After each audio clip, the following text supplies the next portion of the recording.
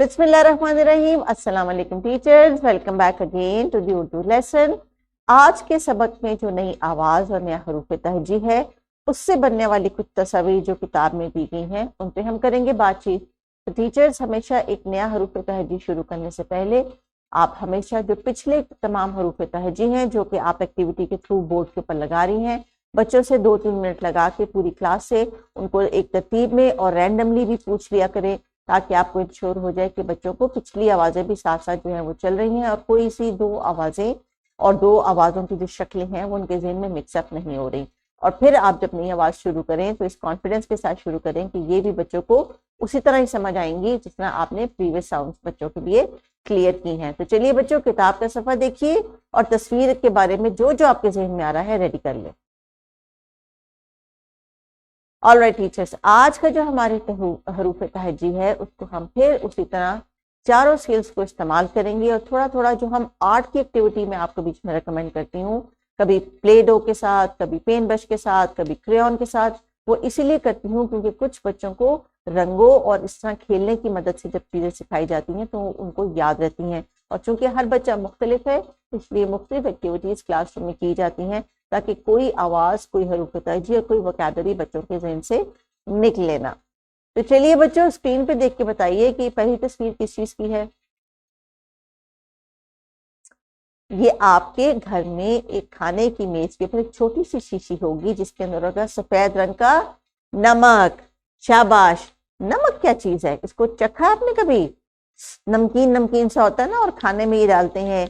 कोई भी चीज जो हमने जिसका हमें जायका अच्छा नहीं लगता, उसको थोड़ा सा नमक डाल के उसको खा लेते हैं, जैसे कीनू के ऊपर डाल के खा लेते हैं। जी हाँ, नमक जो है वो जिस बोतल में डाला जाता है उसको कहते हैं नमकदानी और उसके अंदर है नमक। तो जनाब ये दोनों चीजें न की आवाज से बन रही है। नमकदानी, किस किस के घर में नमकदानी है और किस किस तरह की नमकदानी है, ये इंफॉर्मेशन आपने टीचर के साथ जरूर शेयर करनी है। तो टीचर्स, आपने बच्चों को हर तस्वीर के बारे में मौका देना है बात करने का। अगली तस्वीर किस चीज की है? ये तो जनाब आपके घर में भी होगा और स्कूल में भी होगा। इसको क्या कहते हैं? इसका नाम है नलका। जी हाँ, नलका। और जब इसको खोलते हैं तो इसमें से क्या निकलता है? पानी। और पानी है अल्लाह ताला की बहुत बड़ी नेमत। आप खुद सोचें, जब आपको प्यास लगी हो और पानी ना मिल रहा हो तो कितनी प्रॉब्लम होती है। खाना पकाना हो और सब्जी या फल धोना हो, पानी ना हो कितनी प्रॉब्लम होती है।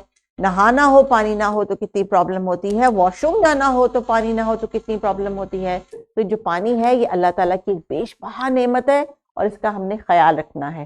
तो ये जो चीज जिसमें से पानी निकल के आता है इसका नाम है नल का। नल का।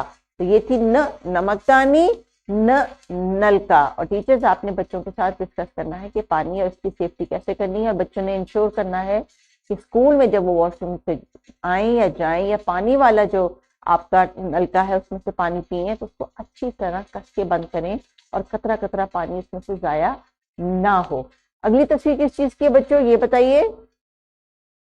ये एक बच्चा है जो जाय नमाज के ऊपर नमाज अदा कर रहा है। तो न की आवाज से नमाज भी बनती है। हम मुसलमान दिन में कितनी नमाजें पढ़ते हैं? 5 नमाजें। किस किस को नाम याद है? ये हमने नाम याद किए थे जनरल नॉलेज में। शाबाश। तो टीचर्स, आपने बच्चों से नमाजों के नाम भी पूछने हैं और बच्चों से ये भी पूछना है कि घर में कौन कौन उनके नमाज पढ़ता है, उनको नमाज पढ़ने की तलकीन भी करनी है।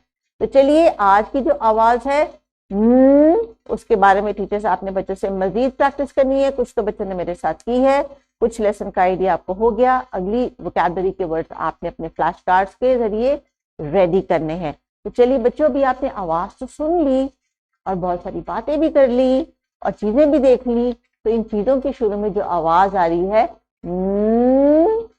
उसका फेस पे देख लीजिए। और सेंटर में है उसके एक नुक्ता, ये है की आवाज का चेहरा। तो टीचर्स, इंग्लिश में लेटर एन की जो साउंड है, उर्दू में ये इसका फेस है। आवाज सेम है, आवाज सेम है, सिर्फ हरूफ तहजी की अशकाल फर्क है। इसलिए आपने प्रैक्टिस करनी है कि बच्चे जब उर्दू में के अल्फाज वाले लफ्ज बोले, जैसे कि नलका, नमाज और नमकदानी, तो आप उनकी साउंड से खूब रिकग्निशन करवा के वोकैबुलरी बिल्ड करें।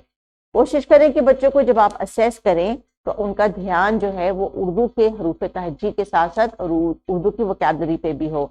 आज की आर्ट एक्टिविटी मैंने क्या रिकमेंड की, नून के अंदर पेंट से हम इसमें कलर कर रहे हैं और बच्चों को कलर की चॉइस दे दी गई थी। यहाँ पे बच्चों ने येलो कलर इस्तेमाल किया है। बच्चों आपने कौन सा कलर इस्तेमाल करना है और टीचर ने क्या मटेरियल रेडी किया है ये आपकी क्लासरूम में मौजूद होगा। तो टीचर्स बच्चों को दे एक आर्ट की activity and do not forget कि आपने बाहर जाके प्लेग्राउंड में जाके भी घर जाके भी नून और नून से बनने वाली चीजें, नून के जो साउंड वाले अल्फाज हैं वो ढूंढने हैं और फिर आके नेक्स्ट डे क्लास में टीचर के साथ शेयर करने हैं। तो टीचर्स एक साउंड को 2-3 दिन तक आप चलाएं और इंश्योर करें कि बच्चों को जब आप वर्कशीट दें जो राइटिंग की नीचे डिस्क्रिप्शन बॉक्स में मौजूद है, तब तमाम बच्चे आपकी क्लास के हरूफ तहज्जी नून और उसकी आवाज नून और उससे बनने वाले कम से कम 4 से 5 अल्फाज के बारे में बच्चे जानते हो और आवाज को पहचान सकते हो। तो कोशिश करें टीचर्स साउंड की प्रैक्टिस करने के लिए 2 से 3 दिन जरूर लीजिए ताकि हर बच्चे को मुख्तलिफ एक्टिविटीज के जरिए आवाज हमेशा याद रहे। अपना ख्याल रखिए। अल्लाह हाफिज।